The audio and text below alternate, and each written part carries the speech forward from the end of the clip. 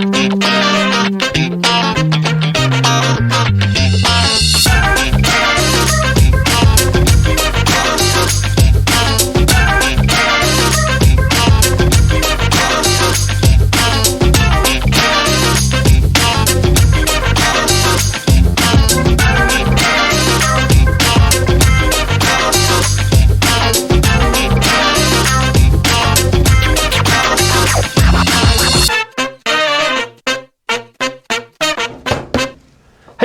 how you doing? It's Wednesday! Woohoo! Yay! Anyways, today is the biohacking episode. Ed, have you been biohacked lately?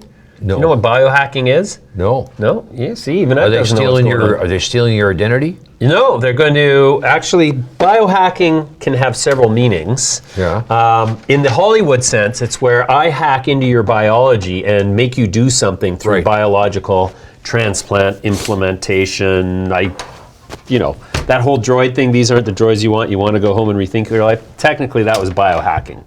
Star Wars, anyways, never mind. Okay. Another form of biohacking is when you yourself take an active role. That's only two of me. There's three of me. There's me, myself, and I. You said you and yourself. And I didn't say you and yourself. Okay. I said you yourself, which was essentially a double entendre. Not a double entendre, just a reiteration. You were being superfluous. It was a redundancy. The redundancy, there you go. Hey, now we've established that. All right. Linguistics are out of the way. Yeah. We have a hell of a show about hacking your biohacking. We have Laura McCallum with the news. We have Endocanna Health is going to kick off our biohacking segment today. Len May, who's the CEO and founder of Endocanna Health.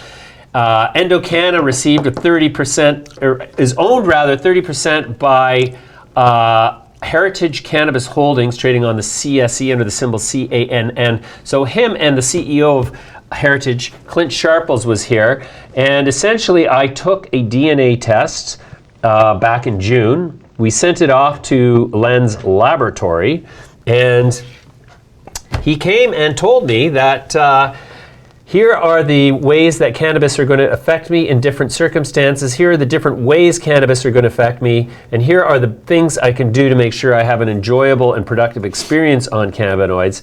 I didn't tell me anything I didn't actually already know, but what the science did is confirmed what I've already learned about my own relationship physically, biologically with cannabis through trial and error. And when did they confirm basically what you already knew? Yes. They made it clear. Yes. They said, well, you have a tendency to get really wound up. Yeah. So you do a lot of THC, you're going to be really wound up. Nope. Yep. No, they're saying it's not good for you. Right. They basically recommended that I do my cannabis consumption should be characterized by 20 times CBD to THC, which, because otherwise, they said, according to my DNA profile, I get anxious.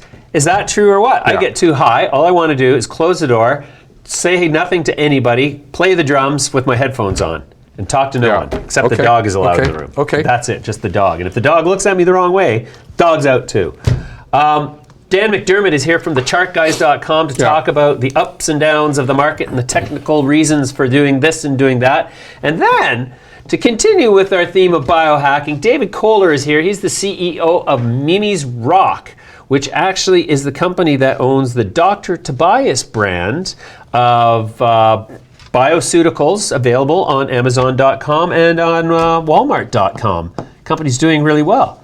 So, yeah, this is the biohacking episode, and by the end of the show, I am going to biohack Ed and replace him with, I'm going to turn him into a girl. A radio. I'm going to turn him into a beautiful Portuguese princess. Yeah, I think girl is sort of a condescending term. I think you got to say condescending? Female. Girl, what's girl mean? Girl is a young female. You're going to turn me into a young female? I am, through biohacking. See? You're skeptical. I can tell you're skeptical. Okay. Anyways. I just want to say one thing. Yesterday, I thought, there was this action on the S&P, and I said you could come in here tomorrow, and it could be just the opposite. Yeah. Well, that's exactly what happened. No. It's up big. You were right? Well, I wasn't right. I just said it looked like it was going to do this, but you could come in and see the opposite. So you were wrong. I said the possibility existed for. Basically, you said nothing. Yeah, and I'm still saying nothing. Because I keep interrupting. Yeah. The point is, if they say something that like apparently the Chinese want to buy some agricultural products from the United States, and this gave them the market some lift. Really? Yeah, I think, you know, they must want to buy some weed? Weed? Weed. From the United States. I thought weed already traded on the futures market. Weed. No, not weed the stock, some weed the product. The okay. Chinese want it. Actually, I happen to know that there's some Chinese entities trying to source marijuana for supply into China. Did you hear about the kerfuffle around the esports guys who got basically, they canceled the access to this one esports platform, Blizzard, because this guy made a comment about in support of liberating Hong Kong? I think you got to be very careful what you say, especially if there's a Chinatown in every town. Yeah. And they could be very quiet on their feet. Quiet on their feet. Yeah, the assassins. Oh, Have you not seen Crouching Tiger, Hidden Dragon? Yeah, I did several times actually. Really? I like Several the way times? they were flying around on those trees. I like the way they run sideways through the bamboo at the top. Yeah. Yeah, that was great. Could they really do that? Fuck yeah, that's what I'm saying. You got to be careful. You don't want to piss them off. That was a good movie, actually. That was not a bad flick. Was that an Ang Lee? Is that an Ang Lee film? I couldn't tell Remember you. Ang Lee, the great Chinese director? Yeah, that was Ang Lee. No, Ang Lee was the producer, the director of Brokeback Mountain. I love how you say Brokeback Mountain and heterosexual men get so nervous. It's hey, what was the don't guy? worry, I'm not going to jack you. The guy who passed away suddenly was one of the stars in that. With Heath Ledger. Yeah. I like Jake the way he spoke like a real manly cowboy. Yeah. Well, I think we should settle down for the night. yeah. Well, you can sleep in my bed tonight. You know what? It's a little cold out there. That's right. Why don't you snuggle up over Hey, here? is that your horse? Or are you just glad to see me? Tell you what. Take that gun butt out of my ass, Yeah. and I'll give you a kiss goodnight. Hot dog. Anyways, brings whole new meaning to the idea of hot lead. Okay, this is not meant to turn into an X-rated, smut-ridden show. Here's Laura McCallum with the news. Okay. Here's what's making cannabis headlines this Wednesday, October 9th, 2019. Acreage Holdings announced Kevin Murphy, CEO of Acreage, executed an open market stock purchase for $100,000 in shares through the OTCQX on October 8th, valued at approximately $685,000. Combined with his open market stock purchase in July, the number of shares purchased on the open market by Mr. Murphy totaled 254,000. Canopy Growth's Tweed TerraCycle cannabis packaging recycling program celebrates a significant milestone with the collection of over 1 million pieces of used cannabis packaging from across the nation. The program has recycled over 22,000 pounds of plastic containers, tubes, and bottles. James E. Wagner Cultivation has completed its inaugural harvest in Flowering Room G2 of its flagship facility located in Kitchener, Ontario. Flowering Room G2 is one of 2 rooms in what JWC has designated as G-Pod, each of which rooms consists of approximately 5,500 square feet of flowering space. Sundial growers have addressed the media coverage regarding the class action lawsuits filed against our company alleging violations of the U.S. securities laws. The lawsuits stem from a single online article which allegedly described a since-resolved commercial dispute. According to the company, Sundial has always been compliant with Health Canada regulations in its facilities, and Sundial products and quality processes continue to follow good production practices. The company states that at no point has its facilities stopped producing and selling our high-quality cannabis products. The Green Organic Dutchman Holdings announced it is reviewing financial alternatives in order to complete construction at its facilities in Ancaster, Ontario, and Phase 1A at Valleyfield, Quebec. The company had been engaged in discussions for ordinary course commercial bank facilities and equipment leasing, but those sources of financing have been unavailable on acceptable terms within the timeframes required, leading the company to commence a review of additional alternatives. The company currently has no debt and $56.7 million in cash available in Canada, including $40.2 million in restricted cash allocated to capital expenditures. Weekend Unlimited announced that the company's majority-owned Northern Lights Organics farm in Fort St. James, British Columbia, has achieved Certified Organic Land Certification and Certified Organic status for hemp cultivated on the farm. Agriflora Organics International has entered into a hemp-derived consumer packaged goods distribution agreement with Gateway Newsstands. Gateway has over 200 Canadian brick-and-mortar locations situated in high-traffic urban centers. Gateway issued Agriflora an initial purchase order to supply a suite of hemp-derived CPGs. And that's your news for today. To keep up to date on all things cannabis, visit the Cannabis Daily on MidasLetter.com. Anyways, amazing news. The recycling by Canopy Growth, step in the right direction, fantastic, love it.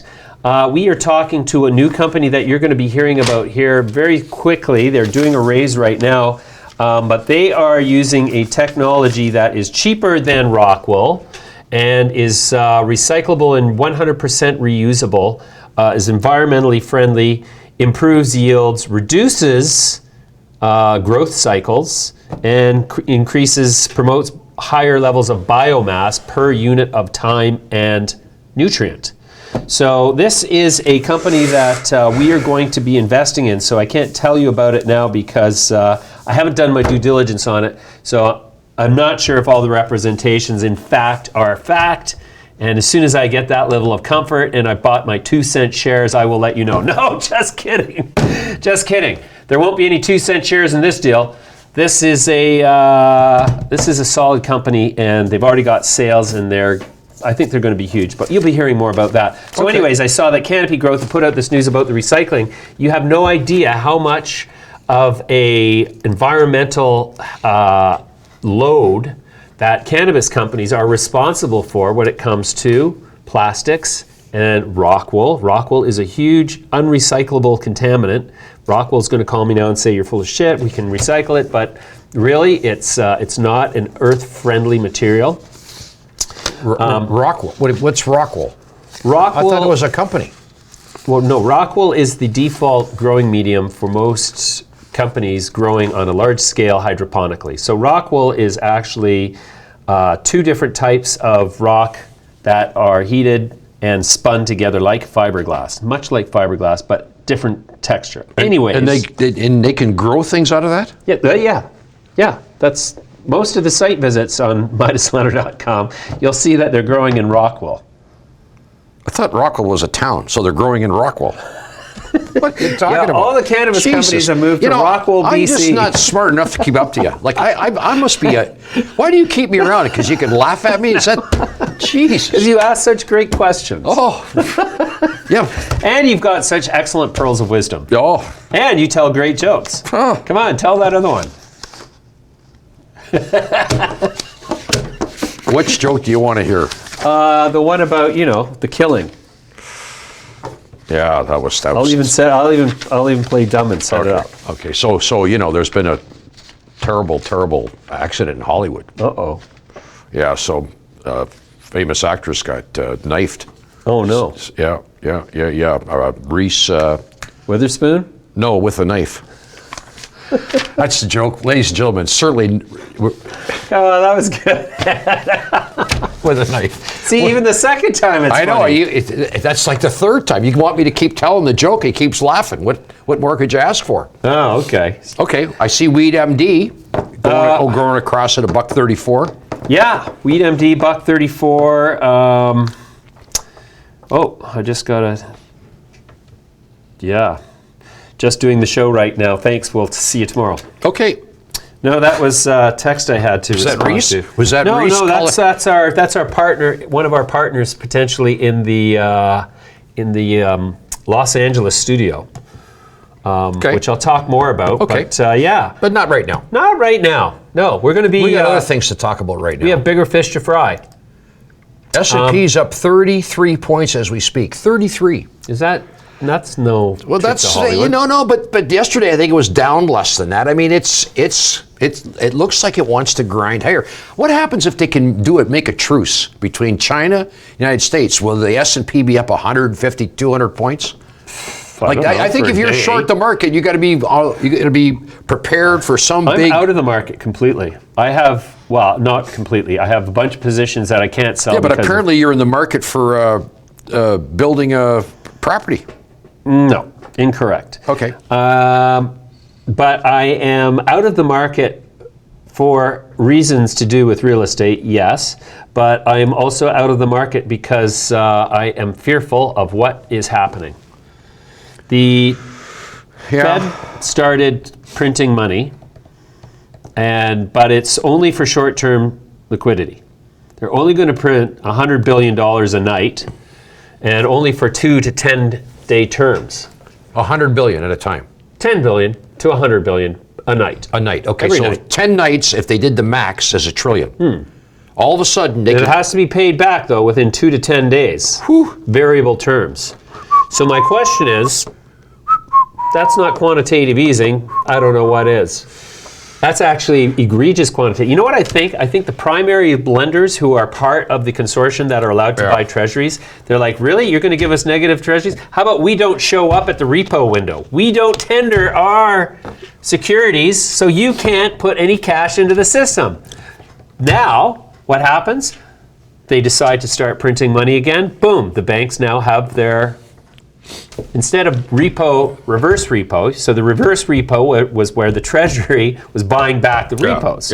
Now, so what happened was, there was all these, the repo operations, nobody showed up with their treasuries, so the bank had to do reverse repo, reverse repo, reverse repo. This is the thing, it's a little bit convoluted, but you go look at this and it's like, the US Treasury is now printing about, I'm going to say $1 trillion a month conservatively, and I'll bet that that's not getting repaid in treasuries that are held already. I'll bet that that is what we find out down the road, of course, because there's no way to opaquely determine that, given the limited access to data that exists at all of the Fed websites and all of their...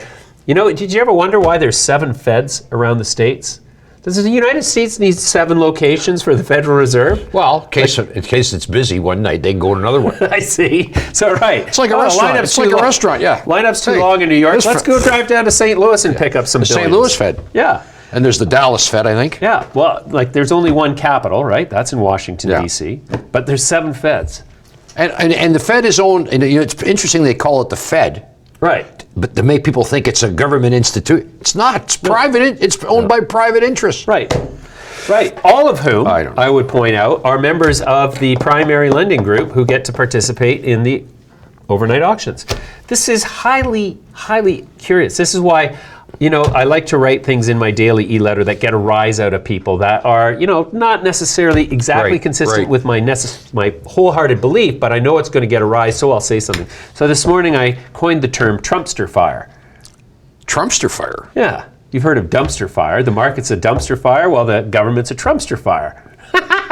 Anyways, this one guy took such offense at that he told me that this was the last time he was going to allow a Midas Letter daily newsletter into his inbox because that was... Because he's pro-Donald. He's pro-Trump. And fine, you know, as long as I get a rise, that's, you know, better than no reaction at all. Mind you, I did lose a subscriber, which always hurts. Every subscriber lost is painful. Well, it just looks like this printing of fiat money is going to keep going until something happens. Yeah, until when? Now, this is the thing. Well, you notice they always bring in older people for these jobs? Do you know why? Well, yeah.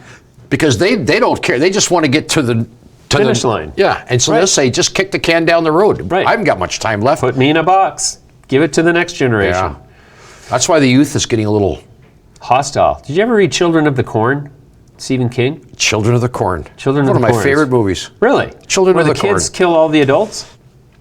Or there's the kids rule. The Children of the Corn. They're not really people. They're corn people. Corn? Corn people?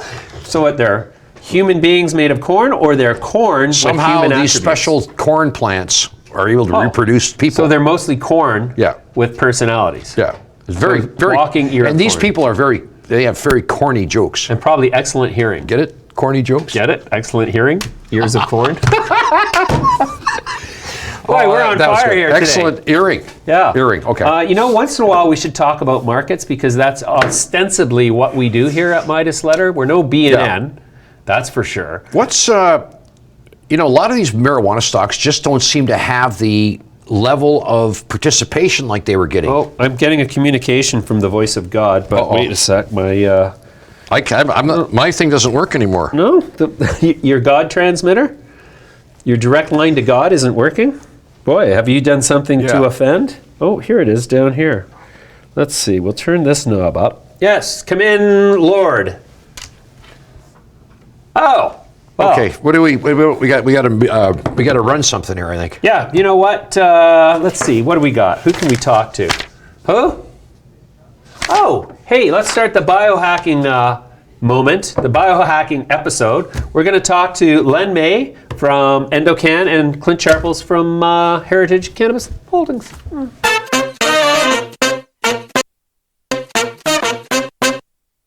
All right, I'm here now with Clint Sharples, CEO of Heritage Cannabis, and Len May, who's the CEO of Endocanna Health Inc. Gentlemen, welcome. Good to see you, James. Yeah. Thanks for having us. Yeah, you bet. So Heritage has made an investment in Endocanna Health, which makes them a 30% owned or investee. Correct. And Len, why don't we start with you? What does Endocanna Health do? It helps to find the precise cannabis medicine for you as an individual. Our goal is to limit adverse reactions, basically. So to help healthcare professionals find the ultimate cannabis recommendation for the individual based on their genetics. So we use DNA as a roadmap to find an optimal formulation for an individual. So I took the test, I sent did. it away, and we came up with this screen, which I'm actually, risk of privacy notwithstanding, going to share with Are everybody. you sure you want to share this with everyone? There's a lot of red on this. Well, I know that's so people will maybe understand why there's an intensity here. No, I flatter myself. But okay, so now I've got all of this screen that shows me all these different sort of mental conditions or features of my personality under the influence of cannabis, or this is how I'm likely to respond when under the influence of THC, CBD, or both. Yeah, it's a great question. So we have it broken down into two separate categories: mental health and wellness and physical health and wellness. So this is your genetic predisposition. If you were to consume cannabis, maybe that gene will be triggered. So this says, are you a higher risk, a moderate risk, or a lower risk? So to give you an example, like anxiety, it says a high risk of anxiety. So the anxiety, you may be prone to a quicker fight or flight response than the average population. And by the way, high dose of THC may trigger that response in you and other terpene profiles. So we try to mitigate that to give you more of an optimal experience with cannabis. Right. So I happen to know that high THC levels do, in fact, induce a high level of anxiety in me at times. So I could use this report if I was seeking cannabis as a treatment option for whatever condition a doctor might have recommended it, and I can have this test done, and I can look at it, and a health professional will interpret this and say, well, you should probably not do too high a THC product absent a balancing level of CBD. Is that the value inherent in this entire proposition? Yes, and even a step further. So if you click on one of the categories, like anxiety, we show you your genetic profile as it pertains to anxiety, which is called your genotype. Right. Then we actually give you a formulation suggestion that is more optimal specifically to you based on your DNA. So if you see, it says like number 6, for instance, if you click on any of those icons, like right over here, Okay. it'll pop open a page that'll show you a formulation that is more optimal to you based on your genetics. And what we want to do is we want to make sure that we do not trigger a negative experience so you can have a much more optimal experience. So there's cannabinoids, THC, CBD, but there's also terpenes, which are the essential oil the plant produces. And when you mix the two together, they give you an effect. Well, this is really interesting. This is recommending very high CBD to THC ratio to a moderate CBD to THC ratio, which, since I've had this revelation myself over a lot of trial and error, I mean years worth, this is exactly the level of, like, so I do CBD every day with almost no THC, just enough to have the entourage effect, have the THC work, and then recreationally I might consider doing up to a 4-to-1 ratio, but CBD to THC, not the other way around like all the kids like. Exactly. So this is amazing. This is actually confirming what I have learned painfully through trial and error for years. So that's great. Now tell me, how do you monetize this?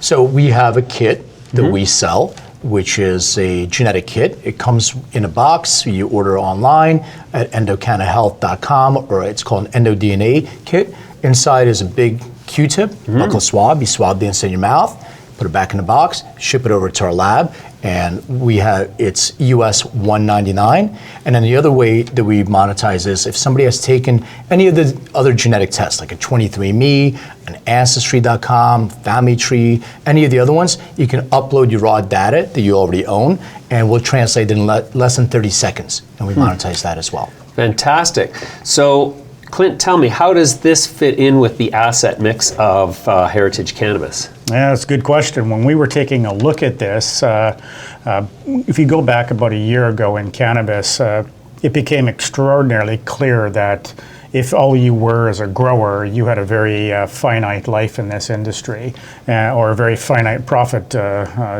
profile.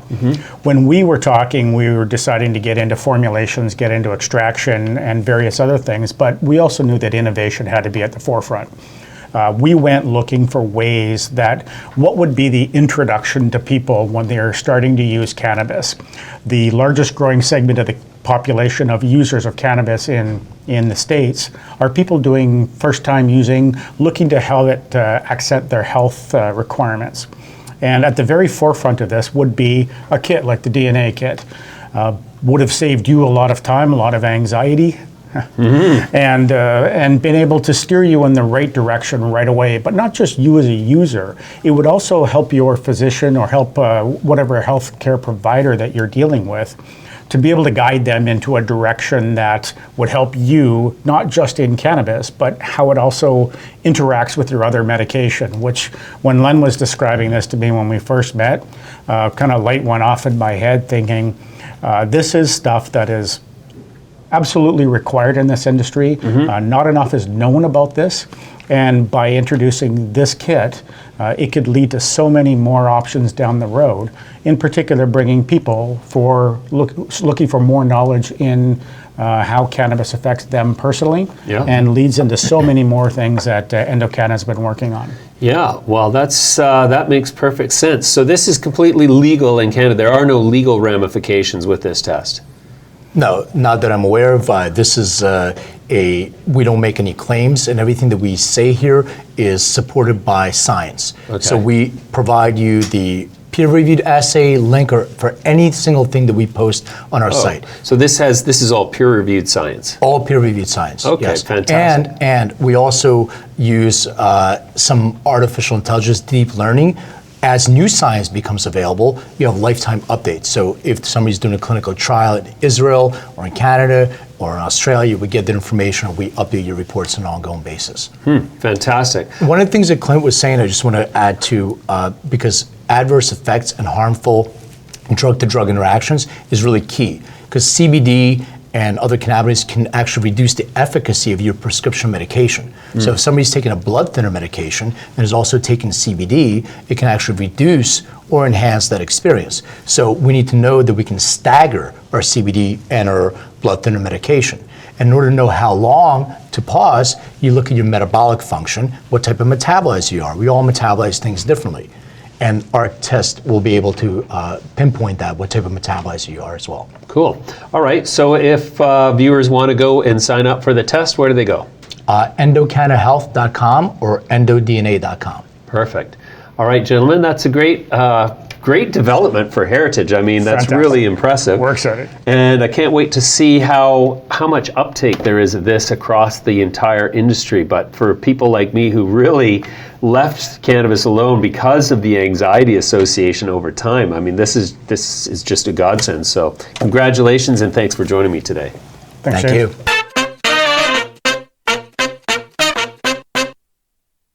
If you like the show, you'll love our website. Visit us at www.midasletter.com for interviews with key CEOs, cannabis news, and to subscribe to our newsletter.